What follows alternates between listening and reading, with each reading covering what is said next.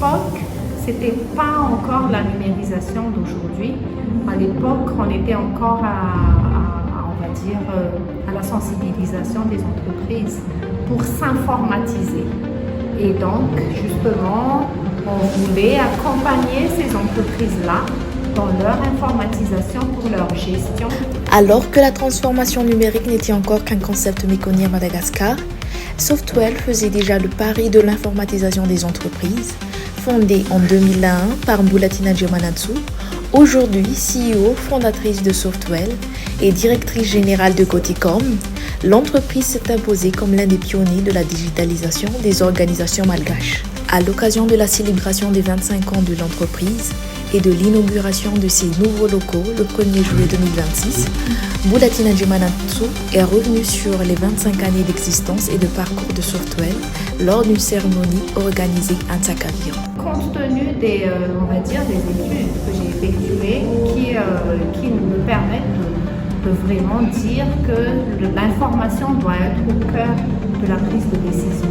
Donc aujourd'hui, on a des solutions encore plus performantes au cœur justement des informations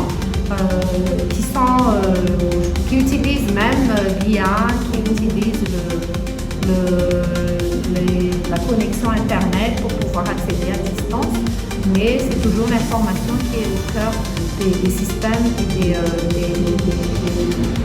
des dirigeants d'entreprise pour pouvoir se développer et avoir de la performance. À l'époque, c'était pas encore la numérisation d'aujourd'hui.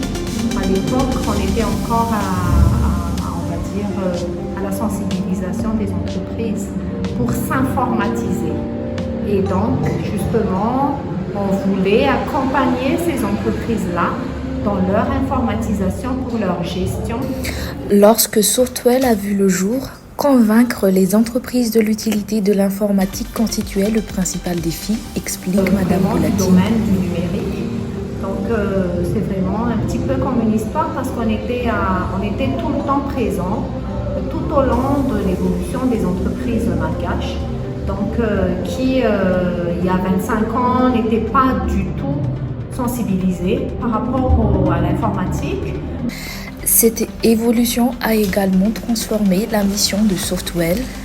Pour la fondatrice de Softwell, la transformation numérique ne s'arrête pas au logiciel de gestion. L'intelligence artificielle ouvre désormais une nouvelle étape. Le Softwell est surtout dans le domaine du numérique. Donc, nous accompagnons les entreprises dans leur transformation digitale en mettant en place dans les entreprises et dans les organismes des solutions de gestion informatisées pour qu'ils puissent bien se développer et puis avoir de la performance. Donc aujourd'hui, nous avons inauguré un nouveau local.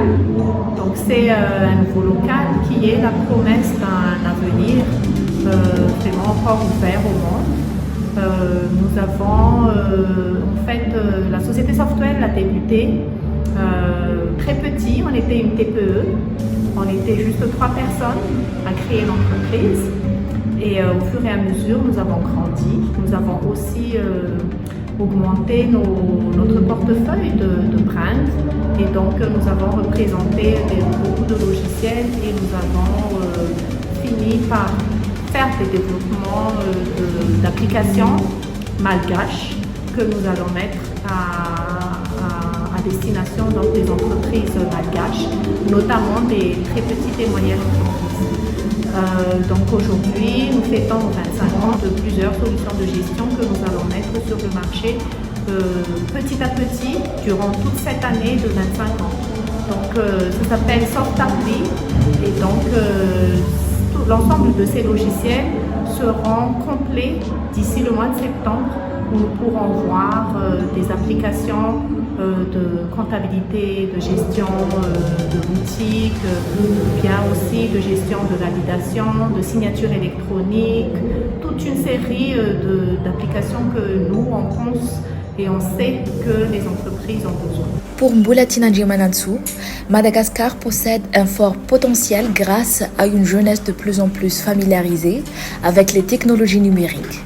Elle estime toutefois que les startups ne pourront devenir un véritable moteur de croissance qu'à condition de répondre aux besoins concrets de l'économie et de bénéficier d'un meilleur accompagnement en matière de financement, de structuration et d'incubation.